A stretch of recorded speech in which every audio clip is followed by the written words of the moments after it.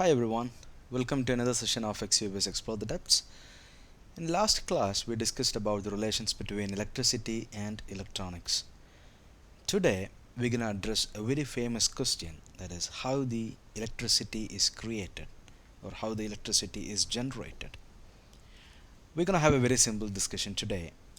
We don't want to deep dive to the equations and formulas and proof of concepts and all that, but instead we're gonna understand some of the very basic principles and we're going to apply that to analyze how the electricity is created and how the power is generated. As we approach the concepts of electricity generation, the very first thing that we need to know is the Faraday's law. Let's understand what is Faraday's law. Assume that you have got a magnet in your hand and you also have a coil made of a copper wire, right? That means a simple coil as well as magnet. The moment when you move this magnet towards this coil and keep doing that from left to right, you're gonna see a voltage induced in both directions. So as the movement changes, the direction of movement changes, you're gonna see the voltage induced in both the directions in this meter. This is basically a voltage meter.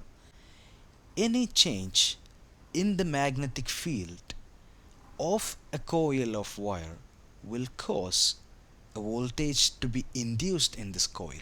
So how is this is happening is the same magnet, if you look more closely, you're not going to see this through the naked eyes, but if you analyze it more closely, this has got something called as magnetic field around it, right?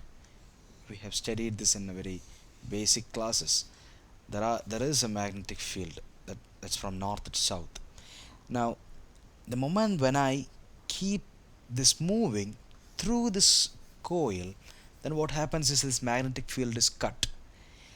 That means what in terms of energy, what happens is the movement or the change is happened by kinetic energy, right? It's basically mechanical energy, and what you're gonna get is an induced electricity. It's basically electric energy, right? So kinetic energy you have transformed to electric energy. This is the fundamental principle which is explained by Faraday. Not only Faraday, many other great scientists are behind this particular principle.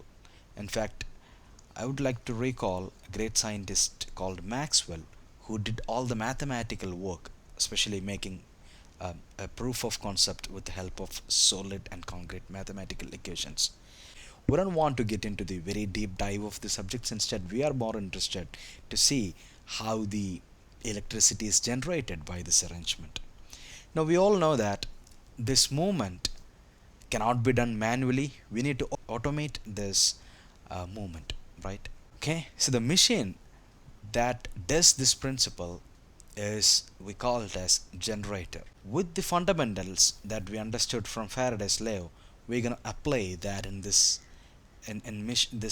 machine, and we're gonna see how we get the electricity. Now, the first ever generated was actually a DC generator. A DC generator, or we can call this as a dynamo, was not so efficient to travel such long distance, right? So the long distance is actually um, a problem for DC generators. And then comes the AC generator. Now in AC generator, what happens is you have this AC generation point here. We will discuss what is AC generator and how does this work and all that. But the advantage is that this AC generator, the AC voltage could be step up by transformers, right? And then it's in high voltage, so that the power loss is less compared to the DC. And then using the similar transformers, you could actually step down to what is to be used by the load. Now moving to the little more deeper to the generation point. A generator has got mainly two parts. One is rotor, that's basically what you see this, a rotor and a stator. A rotor has got windings, we call this as field windings, right? field windings, and stator has got armature windings. We call this as armature windings. Now, why is this field winding is required? Now, in this previous Faraday's law explanation, we said that the magnet is to be moved through the coil, right? The same thing's gonna happen here, but instead of this permanent magnets, these are permanent magnets what we used in the Faraday's law experiment, but here we're gonna use something as electromagnets, right? Electromagnets is basically magnets created by the flow of electricity, because the permanent magnets are not sometimes sufficient to create the high amount of power that is required. What is this load? Load is basically our distribution system. I mean, uh, our homes and factories and wherever the electricity is distributed through entire cities and towns and districts and states and countries, all of that is load, right? So the load is in always in megawatts and gigawatts and all that. In order to make this generation much more efficient and controllable, we have something called as electromagnets instead of permanent magnets, and also the stator. So the armature windings is in the stator, is basically the one which gets the induced voltage and then it gives to the transmission or the distribution systems. Now here the armature windings need to be, it's basically armature windings are little complex. It need to be highly insulated as well, because what this armature winding is gonna get, the induced voltage is gonna be sometime high voltages, right? So it need to be very insulated. It's basically a complex winding that's inside the stator. Stator also has got an area called a stator core. um, it should be a material which passes the magnetic field easily. It shouldn't give a lot of resistance to the magnetic fields, right? So this forms the basic fundamental parts of a generator. Now moving to little advanced of version of this, the much more practical version of this is in the second picture over here, a generator with exciter rotor. This is basically, here we understood that the rotor, the one with the field windings, is carrying current, right? So the magnet is replaced by the electromagnet. In the electromagnet there are field windings and other things. So the field winding is carrying the current, which is basically a DC current. It can be sometime given from the external source, but it is much more easy to use the electricity generated by this rotor itself. Now DC current to the winding is given by this exciter rotor, which is attached to the same shaft, and it's a small rotor attached in the same shaft of the main rotor, right? So it's kind of self capable to create the electromagnet, and this exciter can be controlled. This design of exciter actually defines the certain properties like power, the stability, voltage regulations, etc., right? So we have a control in this excitement or the excitation of this particular field winding current as well as its magnetic field, and that control eventually gives us a control to do the voltage regulations as well as the power flow regulations, etc., right?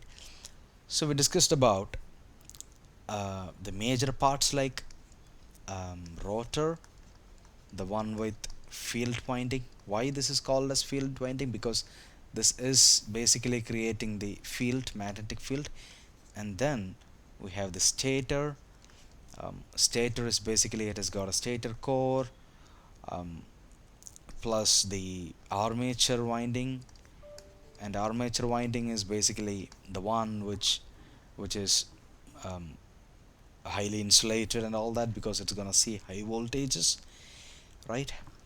And we also discussed about the excitation motor or excitation rotor, right? That's basically to make the generator capable of self excitation It has also got a rectifier inside, okay, because what the rotor, the main rotor needs is DC current to make it as an electromagnet. So it has also got a synchronized rectifiers, etc. Two functions are basically the amplitude as well as the frequency of the output that is generated by this particular generator.